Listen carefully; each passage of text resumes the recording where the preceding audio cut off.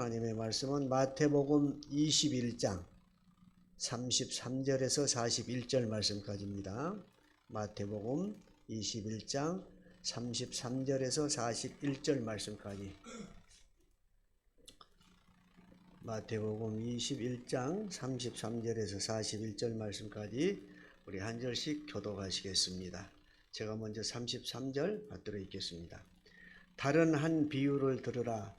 한 집주인이 포도원을 만들어 산울타리로 두르고 거기에 즙자는 틀을 만들고 망대를 짓고 농부들에게 세로 주고 타국에 갔더니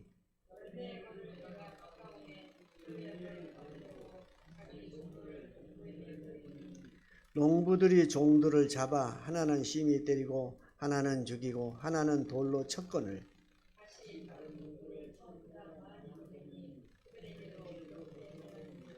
후에 자기 아들을 보내며 이르되 그들이 내 아들은 존대하리라 하였더니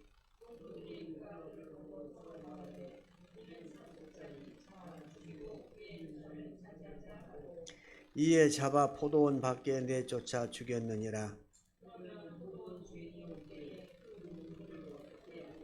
함께 읽습니다. 그들이 말하되 그 악한 자들을 진멸하고 포도원은 제때에 열매를 바칠 만한 다른 농부들에게 새로 줄지니이다. 아멘. 잠깐 기도하고 말씀 은혜 나누겠습니다. 고마우신 아버지 하나님 은혜를 감사합니다. 오늘도 금요 기도회로 저희들 모이게 하여 주시고 이 시간 말씀을 통하여 피차 은혜 나눌 수 있는 귀한 시간 주신 것을 감사합니다. 말씀을 통해서 저희들에게 들려주시고자 하는 하나님의 음성을 들을 수 있게 하여 주시고 깨달을 수 있게 하여 주셔서 신대를 분별하는 영의 눈을 열어주시고 이 시대를 능히 승리하며 살아갈 수 있는 우리 성도님들 다 되도록 도와주시옵소서. 이 시간 말씀을 전할 때 성령님 임재하여 주셔서 우리의 영의 눈이 열리게 하여 주시고 우리의 영육간의 강건함을 얻는 귀한 은혜의 시간이 되도록 도와주시옵소서. 참석하지 못한 사랑하는 우리 성도님들도 이 예배의 시간을 기독하게 하여 주시고 있는 곳에서도 우리와 같은 은혜로 주님 함께 역사하여 주옵소서. 예수님의 이름으로 기도 올리옵나이다. 아멘. 날씨가 조금 이제 서늘해졌죠. 많이 좋아졌죠. 우리 흔히 쓰는 말로 많이 양반 날씨가 됐습니다. 또 좋은 계절 주셨으니까 또 우리의 믿음도 더욱더 업그레이드 되도록 한 계단 높이 올라갈 수 있도록 성장하는 우리 모든 성도님들 되시기 바랍니다. 은혜는 사모하는 자에게 줍니다. 은혜를 사모하지 않는 자에게는 은혜를 주지 않습니다. 성령도 누구에게나 다 주셨지만 성령 충만을 사모하는 자에게 성령 충만을 주십니다. 성령 충만을 주시게 되면 우리의 영의 눈이 열리게 되고 또 시대를 분별하는 그러한 지각이 있게 영적 지각이 있게 하십니다. 그렇기 때문에 늘 성령의 충만을 사모해야 되고 또 은혜를 사모해야 됩니다. 그러한 자에게 하나님께서는 주시고 또 그러한 자들을 통해서 시대의 비밀을 알게 하여 주시고 깨닫게 하여 주시고 알리게 하십니다. 그러한 내용을 우리가 마음속에 생각하면서 오늘 말씀을 보시겠습니다. 오늘 말씀에 앞서서 21장 28절부터 32절까지에는 두 아들의 비유가 있었죠. 지난 시간에 이제 말씀드린 것입니다만 오늘은 포도원 농부의 비유라 하는 제목으로 예수님의 비유 설교 21번째입니다. 같이 말씀을 나누겠습니다.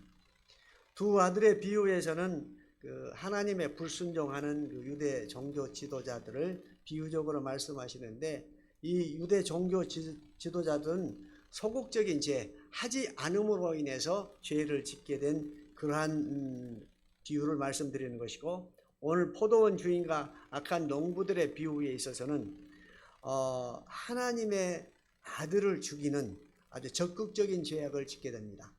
그러므로 인해서 그들에게 주어질 그 미래가 유대인들에게 주어질 미래가 상실되어 버리는 그런 엄청난 결과가 발생하는 그러한 내용의 말씀을 예수님께서 비유적으로 오늘 말씀해 주고 계십니다.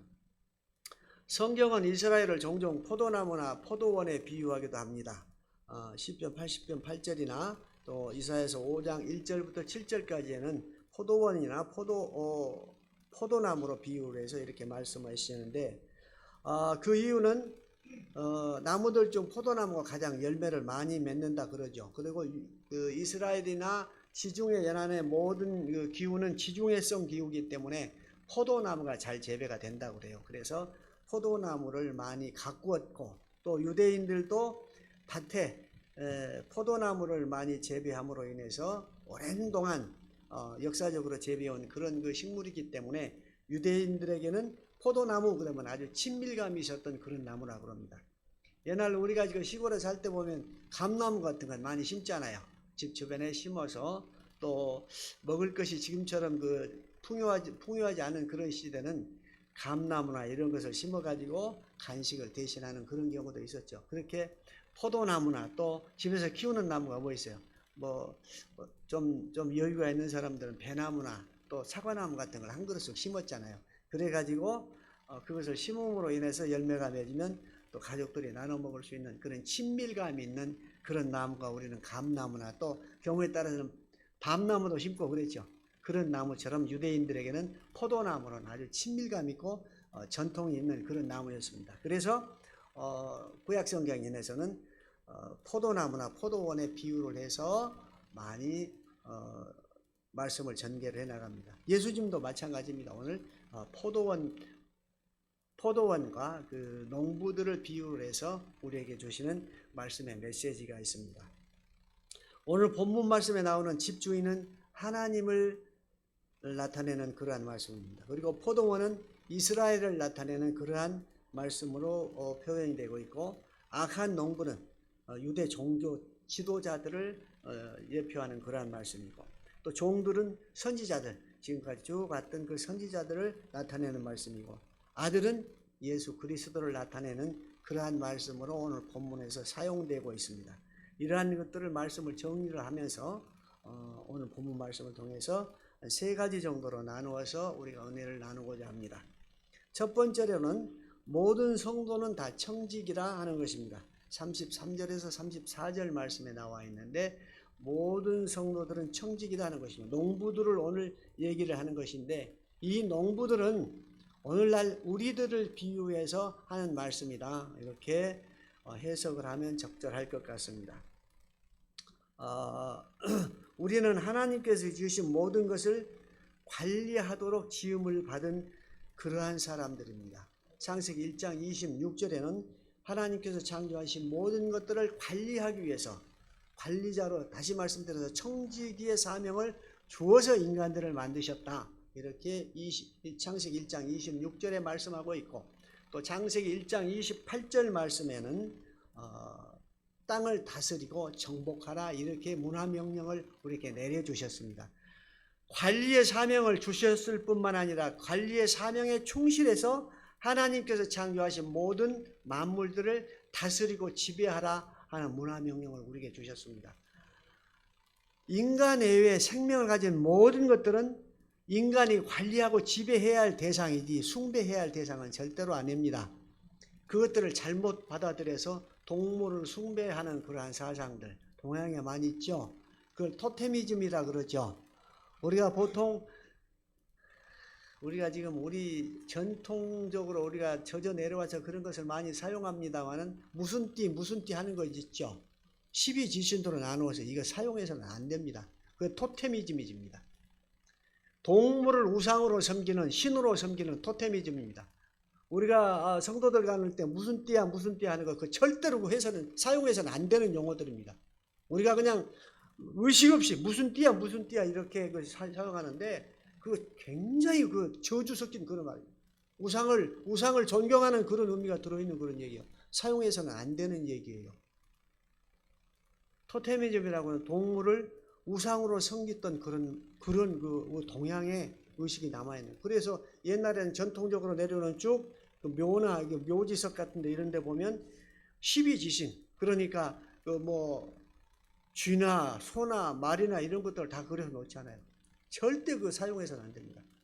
우리가 무슨 띠야 하고 그냥 생각 없이 묻는데 그런 얘기해서는 안 됩니다.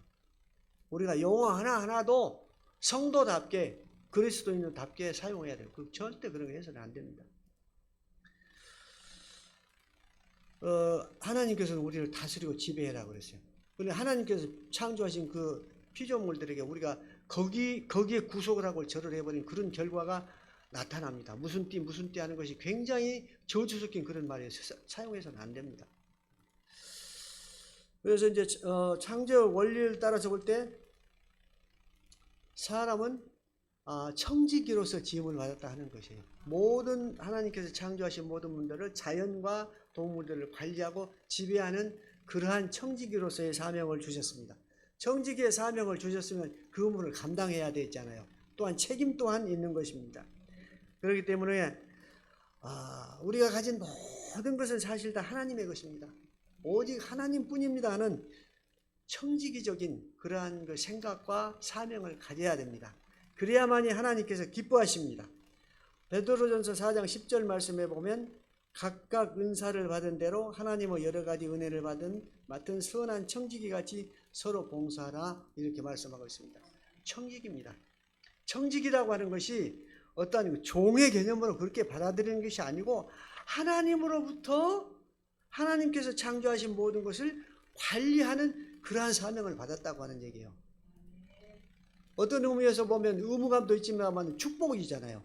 모든 하나님께서 창조하신 모든 만물 중에 그것을 다스릴 수 있는 권한을 부여받은 것은 사람밖에 없잖아요.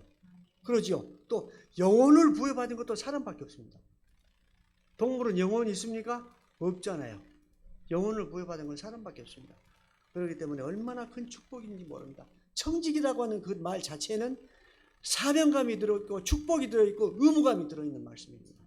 청지기를 그냥 사용하는 것입니다. 그러나 우리는 하나님께서 이미 청지기로 삼아주셨어요.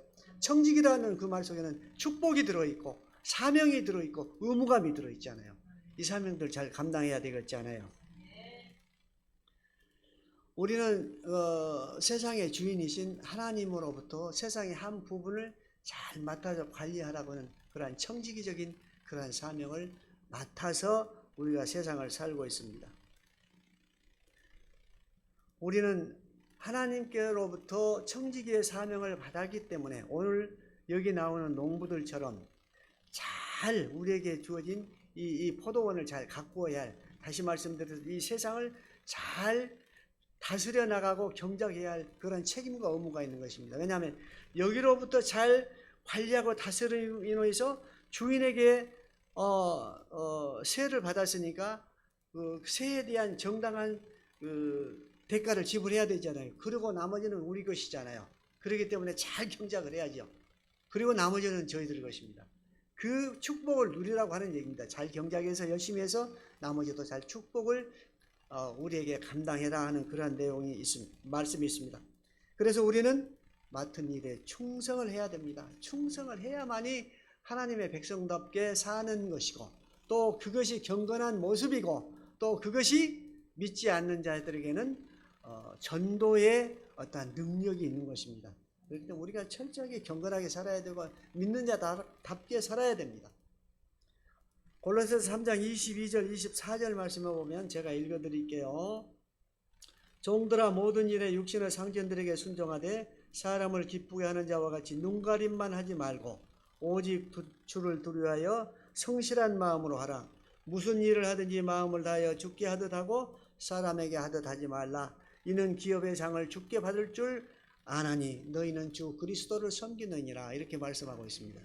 또 에베소서 6장 5절 말씀에 보면 종들아 두려워하고 떨며 성실한 마음으로 육체의 상전에게 순종하기를 그리스도께 하듯 하라. 이렇게 말씀하고 있습니다. 육체의 상전들, 그러니까 나를 지배하는, 신분적으로 나를 지배하는 그 사람들의 지배하는 나를 지배하는 그 권위, 또 이것은 하나님께로부터 오신 것이다 하는 그러한 의미가 내포되어 있는 말씀입니다. 사실 313년에 기독교가 공인될 때 로마에서 그렇게 핍박받던 그러한 그 기독교인들이 자유스럽게 예수를 믿을 수 있는 그렇게 선포된 것이 313년에 기독교 공인이 있었죠. 콘스탄티노스 대제가 기독교 공인을 선언을 했는데 거기에는 지난번에도 한번 말씀드렸습니다만 두 가지 이것을 기여한 신분들이 있었다고 그랬죠. 하나는 노예들, 또 하나는 히브리 여인들 두 가지 신분이 기여했다고 했는데, 그 당시에는 사실 여자들이나 노예들은 인구 조사를 할 때 인구에 들어가지도 않은 그러한 사람들이었습니다. 그런데 그 당시에는 많은 노예들을 부렸기 때문에 지배층이 로마인들이 약 30%밖에 되지 않고 나머지는 전부 피지배층입니다. 그러니까 거의 노예 신분들이에요. 노예들이 폭동을 많이 일으켰어요. 죽어란 일만 하고 또 천대받고 그러니까 폭동을 자주 일으켰는데, 예수를 믿는 노예들은 얼마나 성실한지 폭동이 없어. 그러니까 주인들이 너무 감동을 해요. 감동을 해가지고 성실한 노예들, 좀 이렇게 그런 사람들 있잖아요. 그런 사람들은 신분을 회복시켜줘. 한 사람, 두 사람 회복시켜줘. 그래서 기독교 예수를 믿는 노예들은 너무너무 성실해요. 그러니까 주인들이 감동을 해요. 그 감동이 점점 지배계층에서 확산이 된 거예요. 노예들을 해방시켜. 기독교는 정말 필요해, 있어야 할 종교야, 이렇게 인식되도록 만드는 것이에요. 그리고 하나는 당시에 로마가 세계를 지배하면서 얼마나 성적으로 타락했는지 말할 수 없습니다. 참아 강단에서 말할 수 없는 그런 성적 타락이 횡행했던 그런 나라였어요. 그래서 로마 원로원들이, 지금 같으면 국회의원이죠, 아들을 결혼시킬 때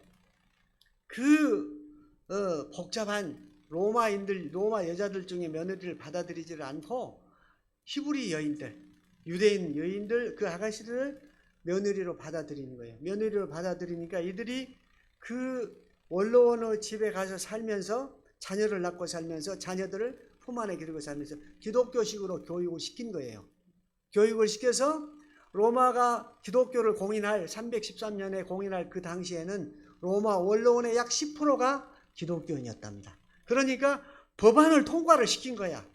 지금 우리가 막 반대하는 많이 법안들 있죠. 상관없이 그들이 나서서 법안을 통과시켜서 기독교를 공인하는 것이에요. 그러니까 두 가지 신분. 인구에 조사할 때 인구 조사에 들어가지도 않는 신분들, 노예들과 또 여자들, 유대인 여자들, 이들로 인해서 기독교가 공인되게 된 것이에요. 그러니까 오늘 이 말씀이 그들의 기초가 된 거예요. 골로새 3장 22절부터 24절 말씀과 에베소서 6장 5절 말씀, 이 말씀들이 그들의 정신적인 기주가 된 거예요. 하나님의 말씀이. 그렇게 해서 그들의 성실한 그런 모습으로 인해서, 무조항주의잖아요. 무조항주의. 그러면서도 그 순종하는 그들을 통해서 기독교 역사가 변화되는 그런 역사가 일어나잖아요. 우리가 충성하는 것, 순종하는 것, 그것은 당장에는 손해보는 것 같고 우리가 참기 어려운 것 같지만, 우리의 그 순종을 통해서, 우리의 인내를 통해서 하나님은 하나님의 역사를 이루어 가십니다. 구원의 역사를 이루어 가십니다. 그렇기 때문에 우리가 이러한 하나님의 구원의 역사에 쓰임받을 수 있는 그러한 사람들이라고 하는 것, 이 생각을 가지는 것 자체가 축복이잖아요. 행하고 행하지 않는 것은 둘째 문제고, 그 생각을 가지는 것 자체가 축복입니다.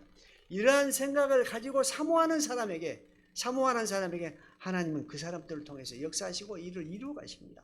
전혀 생각 없이, 아무런 생각 없이 살아가는, 준비되지 않은 그러한 사람을 통해서 하나님께서는 역사하는 것이 아니고, 준비되고 기도하고 말씀으로 늘 묵상하고 기다리는 그 사람들을 통해서 하나님께서는 역사를 이루어 가십니다. 우리가 하나님께서 우리에게 맡기신 그 청직의 사명을 소홀할 때 하나님께서 우리에게 주신 은사들을 다 거둬가실 수 있습니다. 물론 거둬가지 않는 경우도 있겠습니다만 거둬가실 수 있습니다. 그렇기 때문에 항상 우리는 깨어서 기도하고 하나님께서 우리에게 주신 사명에 충실한 그러한 삶을 살아야 할 것입니다. 두 번째로, 죄인의 회개를 끝까지 기다리시는 하나님을 오늘 말씀해 주고 있습니다.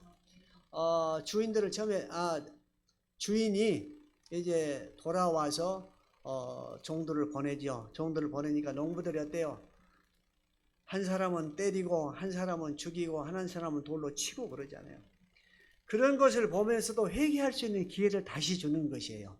36절에 나와있죠. 회개할 수 있는 기회를 주시기 위해서 다시 농부들을 보냅니다. 그러니까 그들도 마찬가지로 죽이잖아요. 그리고 이제 마지막으로 또 기회를 주시는 거예요. 예수님을 또 자기 아들을 보내는 거예요. 이제 자기 아들은 예수님이라고 그렇게 표현을 했죠. 자기 아들을 보낸 거예요. 그러니까 이 악한 농부들이 저기는 상속받을 아들이니까 저기를 주면 우리가 포도원을 우리가 차지하겠다, 이렇게 악한 마음을 먹는 거예요. 그리고 그 아들까지도 죽이잖아요. 하나님께서는 자기 택한 자기 백성이 범죄할수록 더욱더 큰 은혜를 베푸십니다. 절대로 그들을 죽이지 않고 처벌하지 않고 다시 회개할 수 있는 그런 기회를 주십니다. 이것이 하나님의 사랑입니다. 하나님의 역사가 구약에서부터 신약에까지, 또 예수님을 보내서 신약 이후에 우리가 구원받을 수 있는 길을 열어주신 것처럼 하나님의 사랑은 끝없습니다. 끝없습니다. 하나님께서는 믿는 우리는 더욱더 기뻐하시지만 믿지 않는 그러한 백성들을 통해서도 눈물을 흘리면서 그들이 회개하고 돌아오기를 기다리고 있습니다. 하나님께서는 애타게 기다리고 있습니다. 눈물을 흘리면서. 그래서 한 사람의 죄인이 돌아서면 99명의 의인보다 더 기뻐하신다고 그랬잖아요. 이것이 하나님의 정확한 표현이고 하나님의 가슴 아파하는 믿지 않는 자들을 향한 하나님의 가슴 아파하는 하나님의 애타는 눈물이고 탄식입니다. 에스겔서 18장 23절 말씀에 보면 주 여호와의 말씀이니라 내가 어찌 악인이 죽는 것을 조기민들 기뻐하랴 그가 돌이켜 그 길에서 떠나 사는 것을 어찌 기뻐하지 아니하겠느냐 이렇게 말씀하시고, 디모데전서 2장 4절 말씀에 보면 하나님은 모든 사람이 구원을 받으며 진리를 아는 데에 이르기를 원하시느니라 이렇게 말씀하고 있습니다. 하나님께서는 그 어떠한 죄인도 징벌을 내리기로 결정을 하셨다가도 내리기 직전까지 회개만 하면 용서해 주시는 그러한 하나님이에요. 얼마나 하나님의 사랑이 크고 위대하십니까? 왜 믿지 않는, 아직 복음을 들이지 않고 믿지 않는 사람들까지도 하나님께서 창조하신 인간이잖아요. 하나님께서 창조하신 그 인간들이 영원한 형벌 지옥으로 가는 것을 어떻게 하나님께서 기뻐하시겠습니까? 니느웨 성의 경우를 봐도 마찬가지잖아요. 하나님께서 니느웨 성을 벌하시기로 결정하셨다가 요나를 보내서 그 억지로 끌려가서 요나를 보내서 회개하게 만들잖아요. 그러니까 니느웨 성의 왕이 모든 백성이 회개하기를 선포하고 기도하잖아요. 금식 기도를 하잖아요. 그래서 니느웨 성이 구원을 받고 결국 나중에 니느웨 성이 70년 후에 다시 멸망당하게 됩니다만 하나님께서 회개하는 그 백성들을 다시 용서하시잖아요. 하물며 믿는 하나님의 백성인 우리는 어떠겠습니까? 우리도 세상을 살아가면서 죄 짓죠. 죄 지었지만 그때 회개를 하면 하나님께서 즉시 용서를 해주시잖아요. 그것이 하나님의 사랑입니다. 유대 백성들이 그 많은 죄를 짓고 그 아들인 상속자인 아들까지 죽이는 것까지도 하나님께서는 용서해 주시잖아요.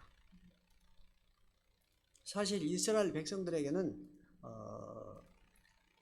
과거와 미래의 역사를 연결시키는 그러한 연결의 사명을 주셨습니다. 유대인들과 또 이스라엘의 대제사장들과 장로들에는 과거의 역사와 미래의 역사를 연결시키는 그러한 중대한 사명을 주셨는데 하나님께서 아들을 보내신 아들까지도 죽여버리고 십자가에 못 박였잖아요. 그러므로 인해서 그들은 미래를 잃어버린 사람들이 됐습니다. 미래를 잃어버렸기 때문에 나라 없는 서름을 약 2,500년 동안 나라 없는 서름을 겪으면서 떠돌이 생활을 했잖아요. 그래가지고 이스라엘이 독립한 것이 1948년 5월달에 독립을 했잖아요. 2,500년 후에 그 땅에 독립을 한 거예요. 하나님께서 보내신 아들 예수를 십자가에 못 박힌 그 죄로 인해서 그들에게는 미래가 상실되어 버렸잖아요. 그러나 이제 다시 독립을 하신 것은 이제 점점 예수님이 재림하실 날이 가까웠다 하는 그러한 징조죠. 무화과 나무 잎이 무성하면 여름이 가까운 줄 알아라 이렇게 말씀하시죠. 그런 것을 비유해서 말씀하셨다고 그래요. 그리고 처처에서 일어나는 지진, 기근, 해일, 또 자연재해, 우리가 눈 뜨고 일어나면 재해 소식이 심심찮으면 일어나잖아요.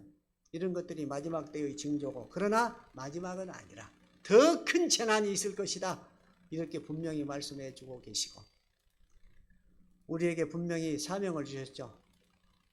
땅끝까지 이르러 내 증인이 되라, 이렇게 말씀해 주셨고, 세상 끝날까지 너희 머리털 하나도 상하게 하지 않으리라, 우리에게 분명히 말씀해 주셨습니다. 물론 육신에 한정된 그런 문제는 아닙니다. 우리의 영혼의 문제를 두고 하신 말씀이기는 합니다만, 왜? 우리는 이미 천국이 약속되어 있기 때문에, 우리는 미래적인 삶을 지금 당겨서 지금 여기서 살고 있잖아요. 천국의 삶을 지금 이 땅에서 살고 있잖아요. 그러니까 우리의 사실 육신은 별것 아닙니다. 전체적인 하나님의 영원한 시간 속에서 우리가 생각을 할 때 창세 전에 우리 인미가 존재했었고, 우리는 영원히 또 존재할 사람들입니다. 그러나 하나님께서 분명히 말씀해 주셨어요. 복음을 들고 나가면 너희 머리털 하나도 상하게 하지 않을까 약속해 주셨습니다. 항상 두려움 없이 하나님의 복음을 들고 나가서 전도를 하면, 항상 복음을 전하게 되면 이 농부들처럼 하나님으로부터 책망받는, 심판받는 그러한 농부들이 아니고, 이제 하나님 앞에 정말로 즐거운 모습으로, 하나님 기쁜 마음으로 예수님의 재림을 사모하면서 마라나타, 아멘 주 예수여 어서 오시옵소서 기다리는 그러한 신앙인들로 서게 될 것입니다. 항상 주님 앞에서 기도하고 주님을 사모하면서 나아가면, 또 순종하는 마음으로, 겸손한 마음으로, 온유한 마음으로 나아가면 반드시 하나님께서 미래의 상금은 말할 것도 없고, 이 땅에서 풍요로운 삶과 또 하늘의 신령한 은혜를 누리며 살아갈 수 있는 우리에게 은혜와 복을 내려주실 것입니다. 이러한 복된 우리 성도님들이 다 되시기를 예수님의 이름으로 축원합니다. 기도하고 주기도문으로 예배 마치겠습니다.